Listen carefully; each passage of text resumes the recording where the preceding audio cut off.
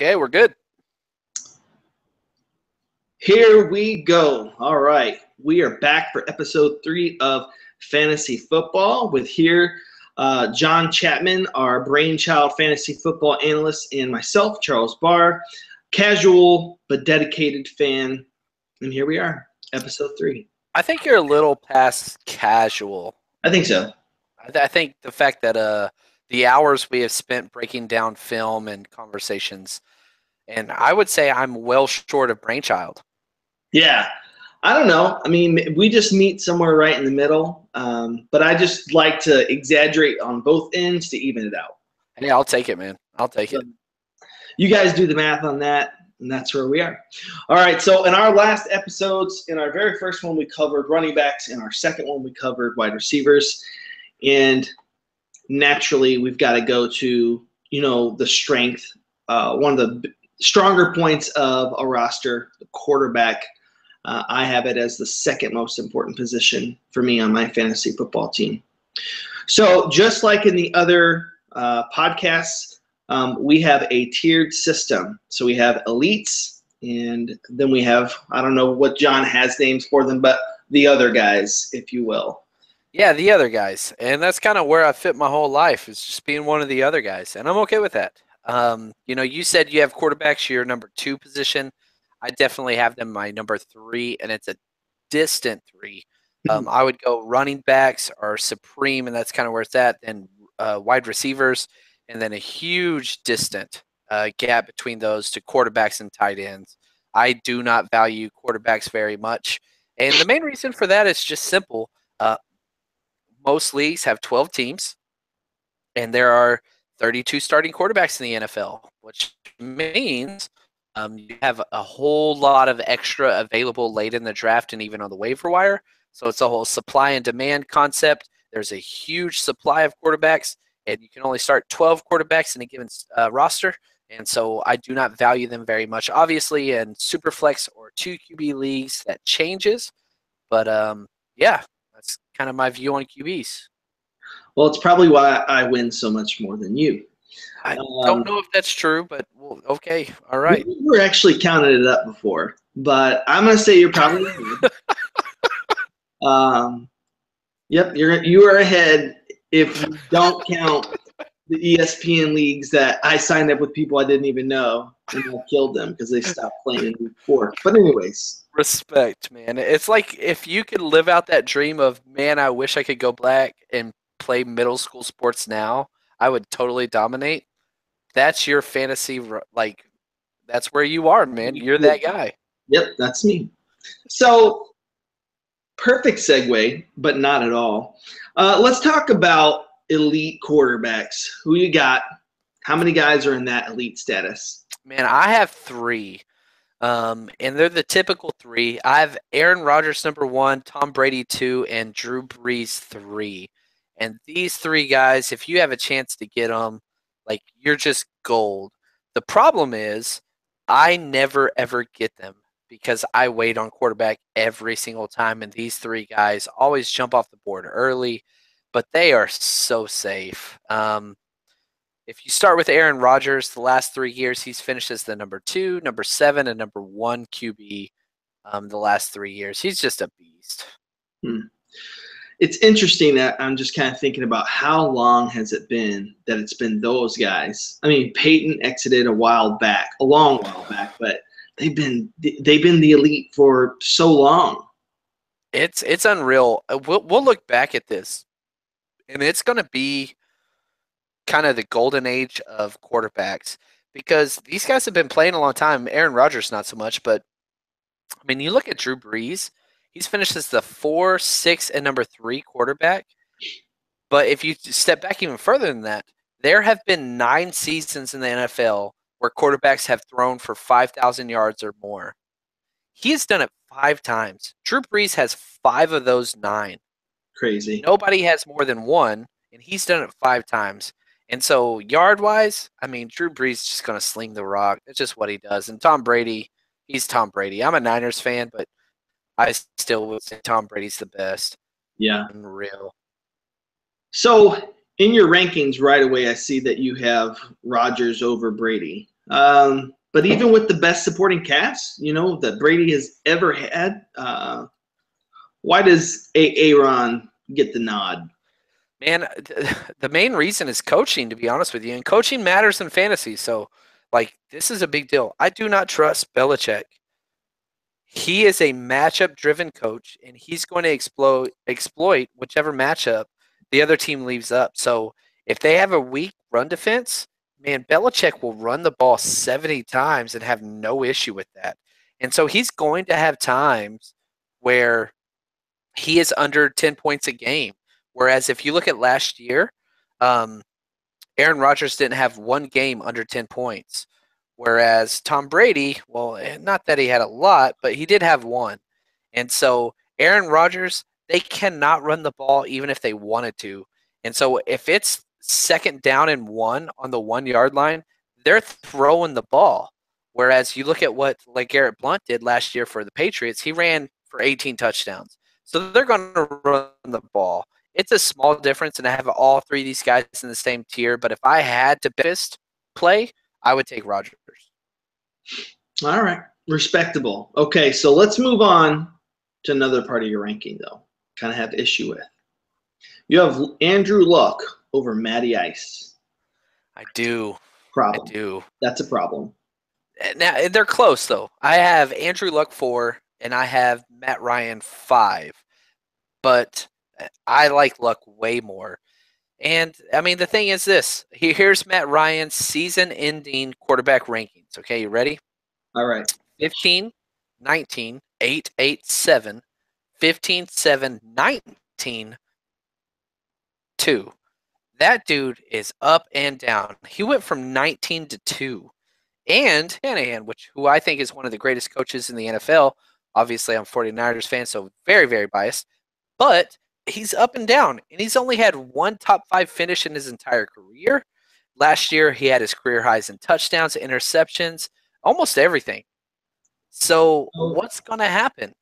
You look at what happened to Cam Newton when he lost the Super Bowl. The Super Bowl hangover is real. I think it could follow.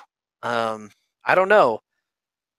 Yeah, I don't know. With the same supporting cast, which I think that they have one of the best, if not the best, wide receiver course. Julio's a beast. Mohamed Sanu, decent number 2 receiver. And then Taylor Gabriel can break it at any time. They've got 2 running backs that can catch it out of the backfield. And if they can get their tight ends in check and kind of make a difference, that could jump up too. I'm going to tell you right now that it's crazy to me that Tevin Coleman is behind Foreman. Well, the funny thing is the coaching staff would agree with you.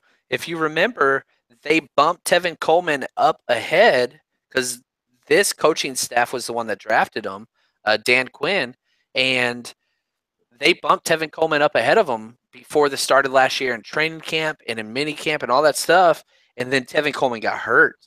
And so they were like, all right, we'll roll with Freeman. And the dude crushed it. Was the number 1 number 1 running back last year. And he just has not relinquished that role. And it's going to be curious because he's in a contract year. They're going to have to pay him top running back money to keep Freeman. Yeah. And I think they're going to. I think they should. I don't know. Tevin Coleman looks amazing. So sorry to get off topic because we're talking about QBs. But I have such large issue with this ranking that I'm willing to make a bet about it. Dude, you haven't even heard me go off on Luck's stats yet. You sure you want to do this? Go off on Luck's stats. I'll just think about Luck the whole time. Think about Julio, and he's going to make you feel nice and warm and cozy. Not to mention the fact that T.Y. Hilton had more yards than him last year, but that's okay. Andrew Luck has already had 3 top 5 finishes in half as much time as Matt Ryan. He's the highest paid player in the NFL for a reason. And not only is that, Colts are not committed to the run. They have Frank Gore, and I love Frank Gore. I'll never say anything bad about Frank Gore. He's one of the greatest running backs in NFL history, and I'll stand by that. Did the Colts get better this offseason? Did they get And that's why I think they're so great is because the Colts defense is terrible. And I want a great quarterback with a terrible defense because it's a shootout each and every week. Whereas Matt Ryan has a great young defense behind him. Whereas Andrew Luck does not. And I think he's going to have to throw the ball more. So Well, if you want to make a bet of yeah, I do. Andrew Luck over Matt Ryan, Yes. I'm all for it, my friend. Hold on. Let me come fire back. I think I said this in the previous podcast. Andrew Luck is. It was like somebody gave a person who didn't care about cars or anything. They gave him a Ferrari, and they didn't know how to handle it. They didn't know how to drive it. That's Andrew Luck. The Colts have not known how to support this guy, how to draft accordingly, and I have a high, thought that he will. There's a high probability that he will get injured. I just think he will. I think he's going to get injured because he was on his back all the time. He's having to make every play in the world. He can't last under that kind of pressure. And there's rumors saying he won't be ready for training camp. So there's a lot of basis for that. But yeah, I just, again, and I know that people talk about the Super Bowl slump, and I think that's, there's some legitimacy there. But I'm a believer in Matt Ryan over Andrew Luck, not because of Andrew Luck's ability. I think he's definitely one of the most capable, more capable than Matty Ice. That's not the issue. It's his surrounding pieces, his coaching. Sorry. I think he gets put in the worst position ever, and I feel for the guy, but he's not going to have better stats than Matty Ice. So let's bet. All right. So I say, so we've done the alcohol scotch bet. Okay, so let's just walk through our bets we got so far. You said the Jags will finish second place or better in their division for a bottle of scotch. You also said Mike Williams will beat out Zay Jones in a PPR format for 2 Giordano's pizza or 2 steaks, Omaha steaks. And so now you're saying Matt Ryan will beat Andrew Luck. Oh my gosh. I'd say let's make this something personal. Okay, personal? Yeah. How about let's see here. How about this? How about the loser has to share on this podcast their most embarrassing moment that is PG-13. PG-13. And if I feel like you have lots of embarrassing moments that are rated R. Yeah. So I don't want those. I don't want to frighten our listeners. But I also want to say too, if it's PG-13, that if I know of an embarrassing memory of you, and if it's PG-13 appropriate, I get to pick it for you, and vice versa. Done. I've never been embarrassed a day in my life, so I'm good. Shake on it. Okay. All right, moving on. What else you got for me, boss? Moving on. Okay. Who is a QB you can wait on in the later rounds that will give you an above average production? So this question was made for John Chapman because that's how he drafts. Man, again, I wait. And so I've got about 5 or 6 quarterbacks that I've got highlighted, and I am waiting until 2 of them go, and then I'm picking a quarterback, okay? Because there's so much quarterback depth this year.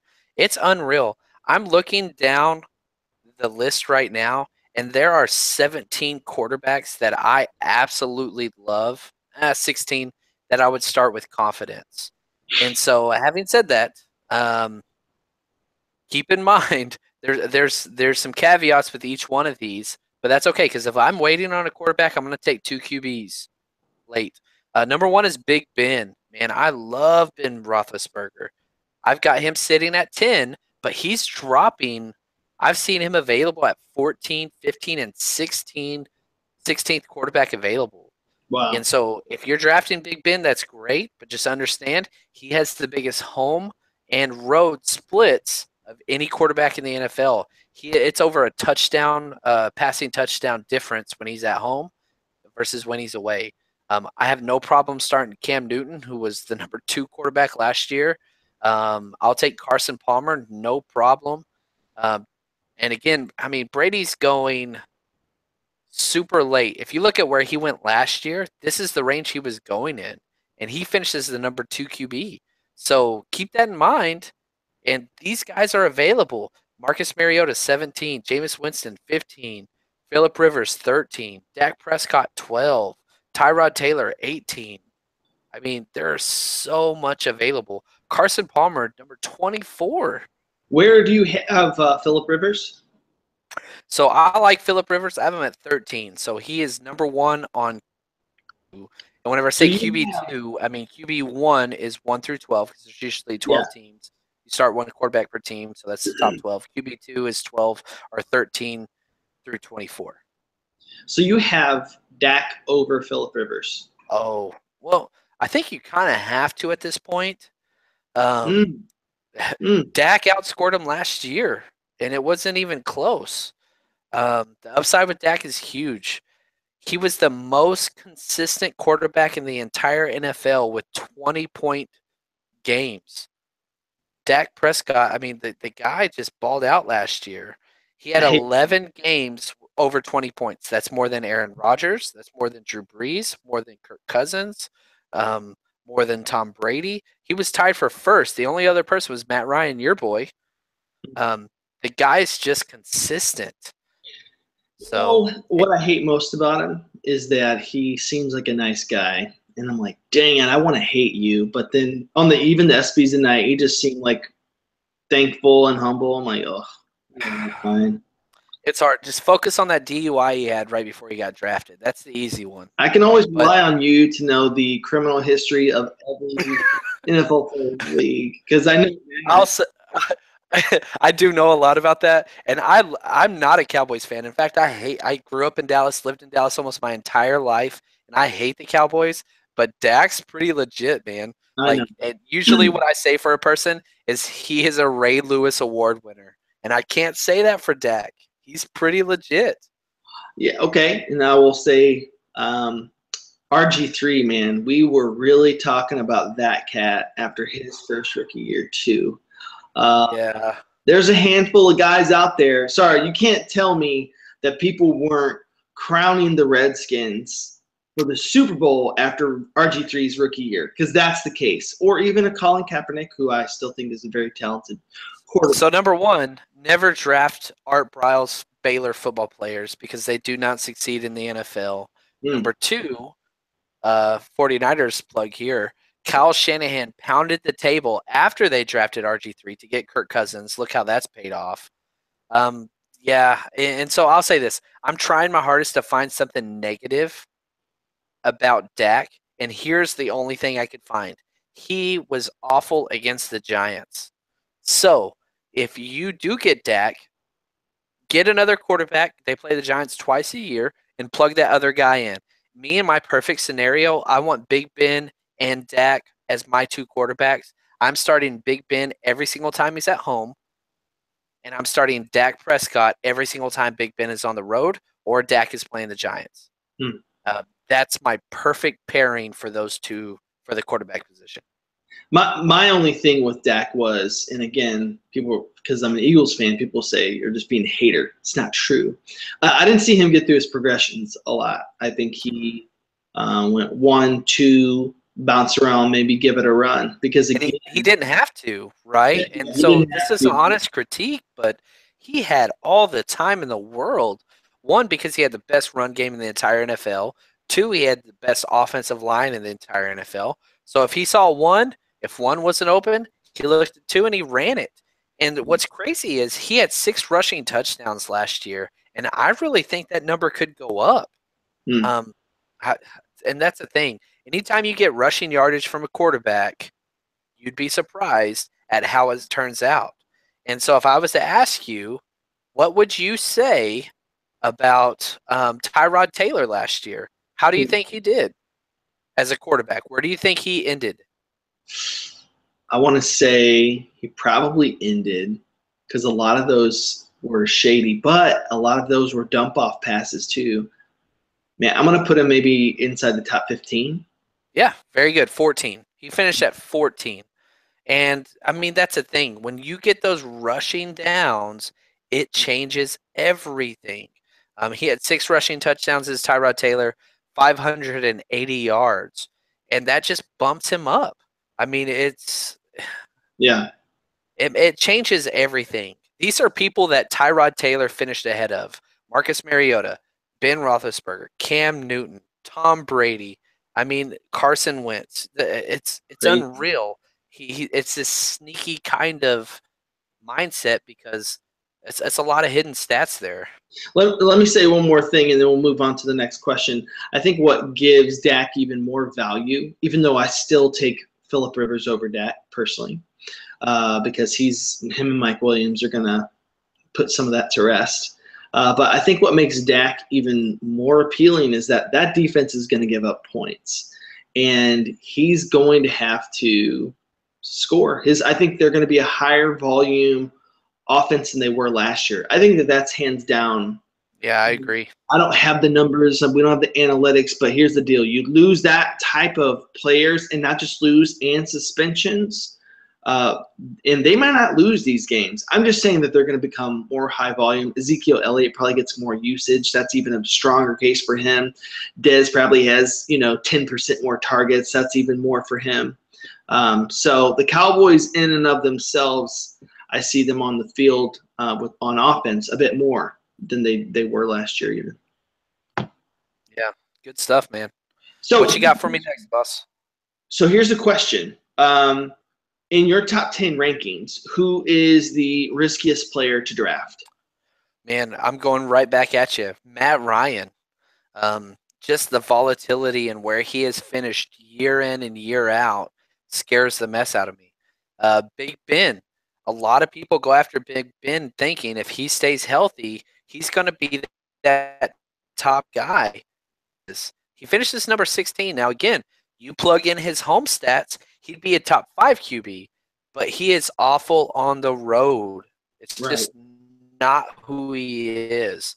Yeah. And so it's just bad. So those are out to me that I would not reach on. So there's kind of like this logical problem that happens in fantasy football when you have guys who are connected to each other. Yes. So how can someone, a QB, be below average and have a wide receiver be elite? I mean, for instance, I think that Eli sometimes gets higher value because he's connected with OBJ. So how does that happen? How does that work?